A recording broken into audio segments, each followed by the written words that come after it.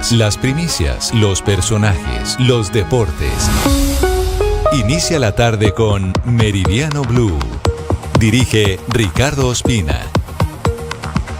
Es la 1 en punto, seguimos con ustedes, estamos en Meridiano Blue, hoy lunes 31 de marzo, saludo a quienes a esta hora están con nosotros en la aplicación Ditu de Caracol Televisión y también en el canal de YouTube de Blue Radio. Vamos con las noticias, vamos al municipio de Gachancipá en Cundinamarca para conocer más detalles del grave accidente que ocurrió esta mañana entre dos buses intermunicipales. El saldo es de 3 personas muertas y 33 heridas. En el lugar está Julián Ríos. Hola Ricardo, muy buenas tardes. Pues siguen tratando de retirar aquí el pesado vehículo de la empresa Copetran. Las autoridades están investigando las causas de este accidente. Inicialmente los bomberos informaron esta mañana que al parecer fue imprudencia de uno de los conductores de los vehículos. En un video que se está registrando en las redes sociales y que tienen aquí en un establecimiento comercial, se observa cuando el pesado vehículo de Copetran que viene desde Bucaramanga por la autopista norte choca violentamente contra una buseta de Transcipa que se dirigía hacia este municipio aquí en el departamento de Cundinamarca. El saldo, como usted lo dijo, Ricardo, 33 personas heridas y según la gobernación de Cundinamarca se habla de 3 personas ya fallecidas. Hay 2 que se encuentran en estado crítico, Ricardo, pero están en este momento retirando y tratando de retirar el vehículo de Copetran. Se inician las investigaciones pertinentes para establecer las causas de lo que registró esta tragedia hacia las 6:59 de la mañana, en la que resultaron, como usted lo dijo, 33 personas heridas y 3 fallecidas. Todos veníamos dormidos, en el momento yo estaba somnoliento y sentí el golpe, de una vez el golpe nos levantó a todos. Muchos heridos, la verdad, solamente quedamos 5 personas ilesas, pero el resto muchos heridos, mucha sangre, al parecer hay una persona que quedó metida ahí en el bus. El testimonio es el de un pasajero del bus Copetran, uno de los que resultó ileso, otro bus de la misma empresa lo recogió y también los trasladó a varios centros asistenciales. También habló aquí la representante del Cuerpo de Bomberos de Gachancipá, quien entregó un balance de lo que ocurrió y también dijo que se están investigando las causas. Repartidos o distribuidos o trasladados a los centros asistenciales de Tocancipá, Sabanas, de Zipaquirá y Sesquilé. 1 a 2 minutos, Julián, gracias. Las imágenes son muy impresionantes. Allí estamos viendo cómo quedaron los 2 buses intermunicipales protagonistas de este grave accidente en Gachancipá. Tenemos la imagen de la cámara de seguridad, sí podemos ver la manera en la que estaba detenida la buseta y recibe el golpe por la parte posterior del bus de Copetran. Sebastián, podemos tener las imágenes del video, de ese video de la cámara de seguridad. Allí vemos el vehículo detenido y recibe todo el golpe, muy fuerte impacto por la parte posterior del vehículo del bus de Copetran, mucho más grande y por eso la gravedad del saldo. Hoy a las 7:37 de la mañana y vemos la cámara de seguridad dejando el saldo de 3 muertos y 33 heridos. Vamos a cambiar de tema, 1 a 3 minutos. A esta hora está bloqueada la vía panamericana entre Cali y Popayán. Un grupo de indígenas protesta y bloqueó con tierra ese corredor vial. Stephanie Toledo, ¿por qué están protestando los indígenas? Ricardo, pues a esta hora no hay paso para viajar entre Cali y Popayán debido a que comunidades indígenas, al parecer miembros del movimiento denominado Los Sin Tierra, nietos de Manuel Quintín Lame, tienen bloqueada la vía panamericana en varios sectores, siendo el de mayor impacto el bloqueo en el sector de El Cairo en Cajibío, Cauca. En este lugar los manifestantes arrojaron una gran cantidad de tierra sobre la carretera con una retroexcavadora que había en el lugar y la cual se tomaron por la fuerza. Lo que se conoce hasta el momento es que estas comunidades estarían pidiendo la reivindicación de sus derechos como comunidad nasa. Esta situación obligó a que varios viajeros se bajaran de los buses en los que se estaban movilizando para encontrar otro medio de transporte y así continuar con sus viajes, mientras una delegación de la Gobernación del Cauca llega hasta este punto para dialogar con los manifestantes. Ricardo. Voy a regresar en minutos a Cali para hablar de las graves emergencias por cuenta de las intensas lluvias del aguacero de esta mañana. También hubo emergencias en Biotá, Cundinamarca en las últimas horas. El IDEAM advierte que cerca de la mitad de los municipios del país están en alerta por deslizamientos en esta temporada de lluvias. Jessica Gutiérrez.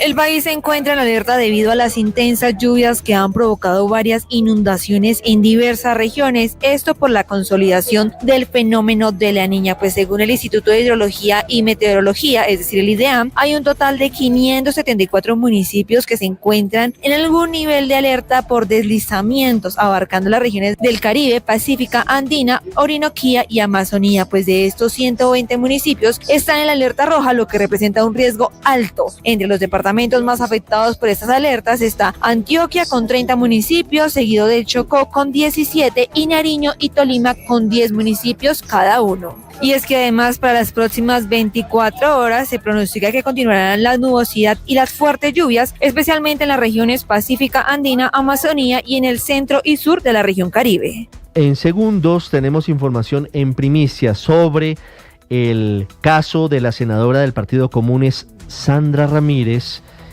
y un proceso preliminar que arranca en su contra en la Corte Suprema de Justicia. Hablando de la senadora Sandra Ramírez, hay una petición que hacen las víctimas de las extintas FARC, movimiento guerrillero al que ella perteneció, ante la Jurisdicción Especial de Paz. Mateo Piñeros. Sí, señor Ricardo, hasta este momento la senadora del Partido Comunes, Sandra Ramírez, no ha sido llamada por la JEP en el caso que investiga el reclutamiento de menores. Por eso la Federación Colombiana de Víctimas de las FARC le acaba de pedir a la magistrada Lili Rueda, quien investiga el caso, que vincule a Sandra Ramírez como máxima responsable por omisión.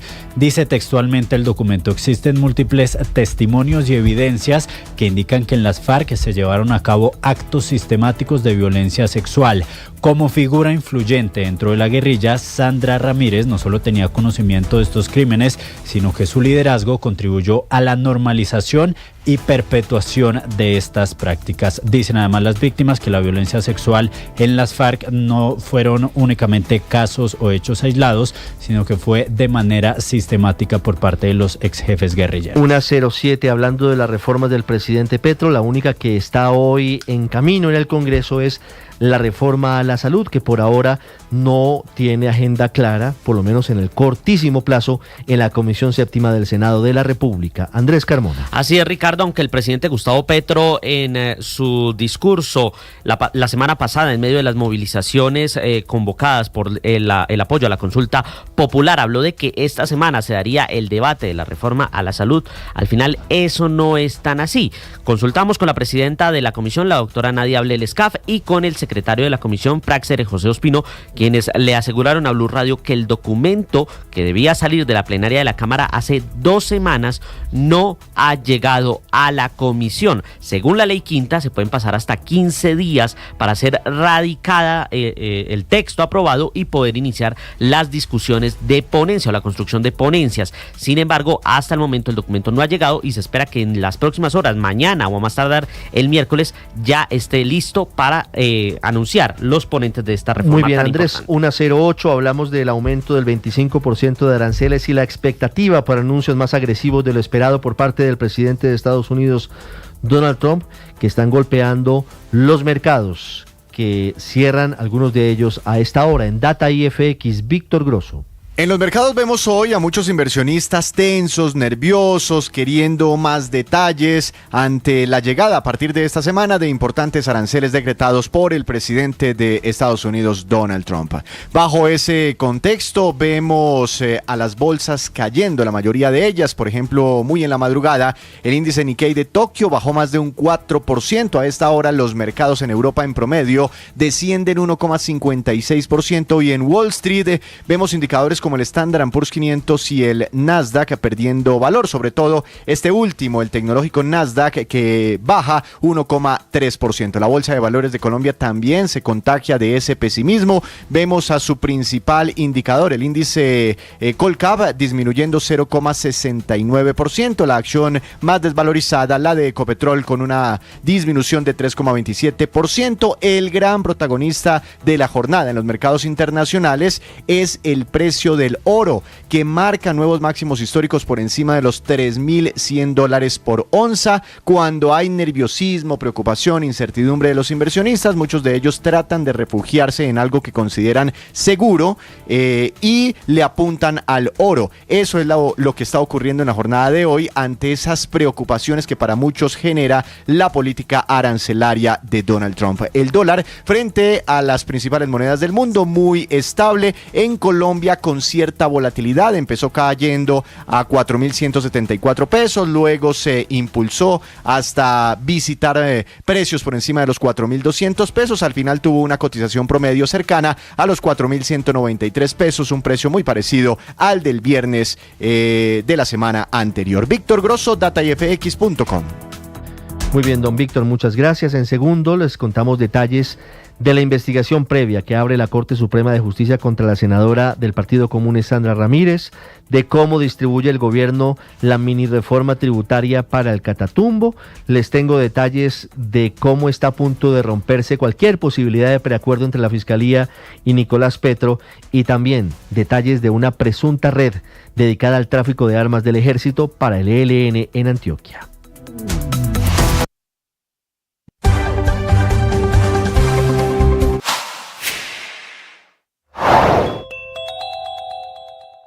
Rebeca González, esposa de Elkana Bobot, ciudadano colombo-israelí secuestrado desde el 7 de octubre del 2023, afirma que por la fuerza no se va a lograr la liberación de los secuestrados. Exactamente dentro de una semana se cumple 1 año y medio de que mi esposo sigue en cautiverio y que la fuerza militar solamente ha traído cuerpos con vida. Han sido muy pocos los que ha logrado con operaciones de traer secuestrados donde estuvieron en casas. En este momento los rehenes que quedaron con vida, que son 24, están en túneles que le dicen el metro tal cual en español, el metro, de más o menos de entre 25 y 30 metros debajo de la tierra. La única forma en la que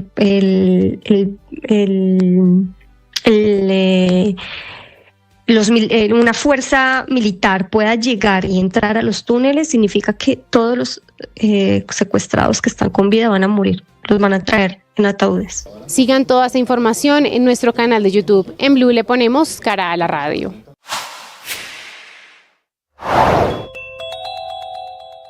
La justicia acaba de condenar a Marine Le Pen por malversación de fondos públicos, un caso de corrupción y que causa un terremoto político porque ella está en plan de ser candidata presidencial. Marine Le Pen es la favorita de las encuestas, o era, mejor dicho, la favorita. Esta es información exclusiva de Blue Radio.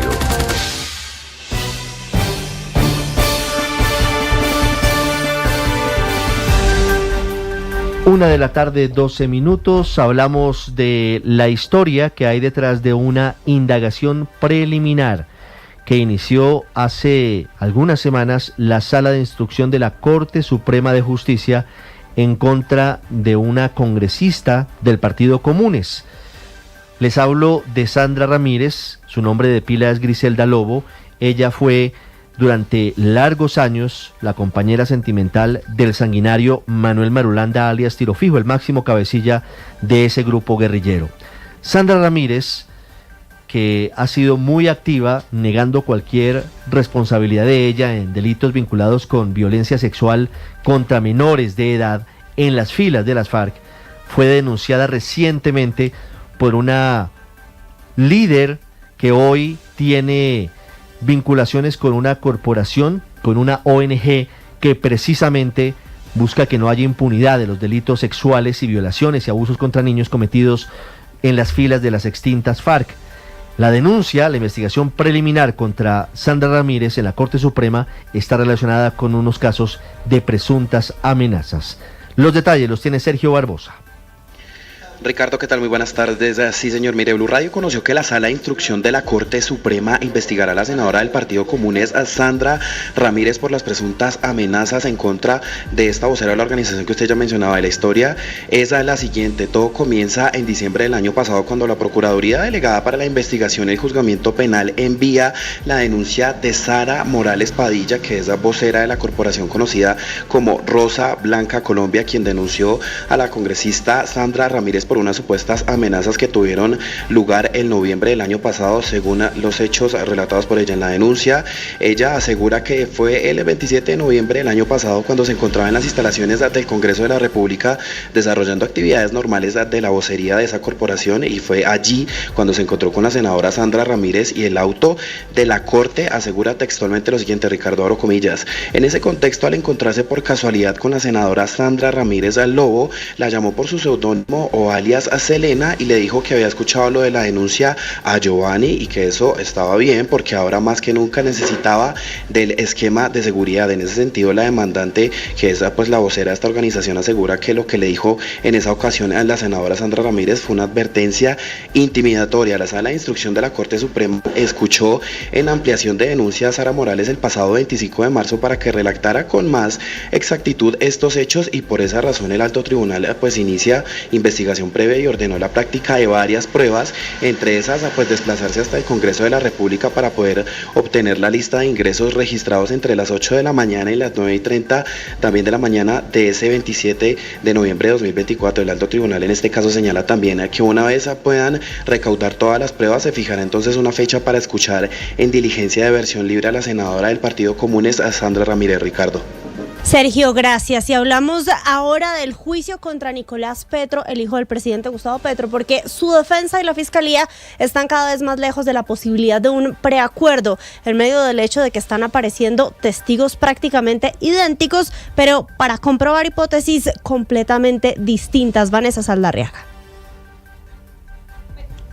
Le cuento, Marcela, que la situación en este caso para lo de Nicolás Petro, todo apunta a que continúa la recaudación. Estamos ya pendientes a las respuestas que pueda entregar el juez por la evaluación de las pruebas y los testimonios que fueron presentados durante la audiencia preliminar de juicio que se estuvo cumpliendo hasta la semana pasada. Sería el 21 de abril la fecha en la que estaría indicando si va a aceptar lo que presentó la fiscal Lucy Laborde, y es que de esto es clave que se acepte en dicho caso el testimonio presentado por Gabriel Ilzaca, hijo del Turco Ilzaca, quien señaló que recibió o que entregó a Nicolás Petro 400 millones de pesos en efectivo, y esto además habría quedado registrado a través de la declaración de renta que realizó en su momento a través de la DIAN. Dicho documento estaría validando entonces la hipótesis que presenta la Fiscalía de que hubo enriquecimiento ilícito y lavado de activos a partir de recursos que se recibieron y que también estarían siendo incluidos en este caso dentro de la financiación de la campaña Petro Presidente 2022. Lo clave de todo esto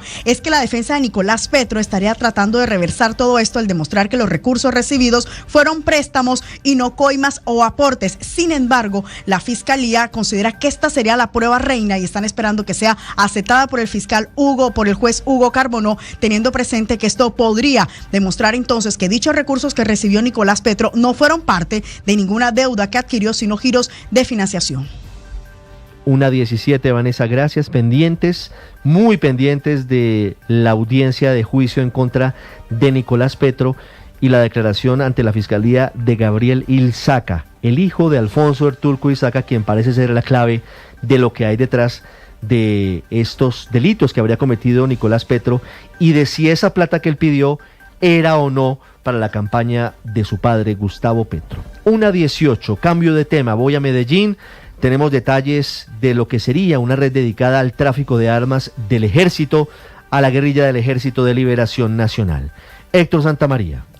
Pues Ricardo, buenas tardes. En documentos, fotos y audios conocidos en exclusiva por Blue Radio quedó en evidencia cómo al interior del batallón de infantería número 11 Cacique Nutibara en Andes, al menos entre 2022 y 2024, se habían registrado diferentes irregularidades que involucran a varios funcionarios de la institución, como por ejemplo la venta de municiones de la fuerza pública. La información conocida constató que en marzo de 2023 se hicieron diferentes procesos de verificación dentro del batallón, en donde se halló un desfalco de 29.000 cartuchos calibre 5.56 milímetros kilómetros entre los depósitos. Lo preocupante de la situación es que las municiones extraviadas estarían llegando a grupos ilegales en esta subregión del suroeste, como son el Clan del Golfo y la guerrilla del ELN. Según la fuente de Blue Radio, que guardamos su nombre por seguridad, también se vendían cascos, cantimploras y demás elementos de esta guarnición militar. Los grupos armados tienen personas especialistas en eso, en solo tomar contacto, o en ocasiones mujeres muy bonitas que vayan y hagan el enganche con ellos. Entonces le buscan una paisa de esas bien lindas, van y se la ponen allá, y luego le dicen, mire, le presento un amigo, y ya ese amigo empieza a gastarles, ese amigo es el que tiene, ese amigo, y más adelante el mismo amigo es el que empieza a decirle, bueno, yo tengo plata para prestarle a usted, pero yo le necesito algo a usted. Según se puede leer en el documento que conoció Blue Radio, Ricardo, uno de los ejemplos es que un cabo debía recibir cerca de 12.000 municiones. No obstante, lo que le iba a ser entregado apenas eran 5.600 para 9 polígonos ordenado para el entrenamiento de los soldados. Inclusive algunos de ellos llegaron a manifestar su malestar. Para la raya, yo digo lo que yo recibí así, ni recibí así, pues tampoco me va a tirar la carrera porque le caigo mal al ejecutivo, ni quiere checar eso. A su vez, Ricardo, en el documento se evidencia cómo el 3 de abril de 2024 ya se había sido advertida esta situación en una carta que llegó incluso a la Inspección General del Ejército Nacional en la ciudad de Bogotá, Ricardo. Ampliación en bluradio.com de esta grave denuncia. Mañana tendremos la segunda parte de esta entrega sobre graves casos de presunta corrupción, desvío de armas y de municiones del Ejército de Colombia hacia la guerrilla del ELN. Y hablamos ahora de cómo quedó distribuido el presupuesto extraordinario del gobierno del presidente Gustavo Petro para atender la crisis del Catatumbo, ocasionada por la violencia de las disidencias de las FARC y también del ELN. Así el gobierno intenta exculpar a estos delincuentes, a los de las disidencias, quiero decir, porque el gobierno acusa al ELN de la matanza en el Catatumbo, y sí, gran parte es del ELN, pero también de las disidencias. ¿Qué dice el gobierno? ¿Cómo queda el presupuesto para el Catatumbo, Marcela? Ricardo, estamos hablando de 2,7 billones de pesos. La gran mayoría se va a la fuerza pública, 632.000 millones de pesos directamente al Ministerio de Defensa y 246.000 millones a la Policía Nacional. También hay recursos para otros sectores, por ejemplo, 259.000 millones para la inversión en transporte. Acuérdense que el gobierno ha prometido una vía allí por toda la región del Catatumbo. 177.000 millones de pesos, esto es llamativo, para Presidencia de la República. Apenas una parte es para temas relacionados con la sustitución de cultivos, pero realmente la gran mayoría, dice este decreto, es para funcionamiento en Presidencia. 159.000 millones de pesos para educación, incluyendo educación superior, 100.000 millones para el ICBF y 52.000 millones para prosperidad social. Acuérdese, el presidente quiere que se empiece a pagar en esta región el nuevo subsidio a adultos mayores de forma inmediata y no cuando comience a regir la reforma pensional. Pero sabe, Ricardo, que ese decreto tiene algo raro y que tiene pensando algunas personas si esto va a tener problemas legales, porque imagínese, tiene únicamente la firma del ministro de Hacienda, Germán Ávila, pero esto se hace al amparo de la conmoción interior. Hay quienes dicen que quizá debió estar firmado por todos los ministros como los demás decretos. No es un decreto ordinario, usualmente el presupuesto lo distribuye el Congreso, no el gobierno. Muy llamativa esta decisión. 1:22 en bluradio.com tenemos la ampliación en segundo. Regresamos con más noticias, la ola invernal que no da tregua en Colombia y los deportes en Meridiano Blue.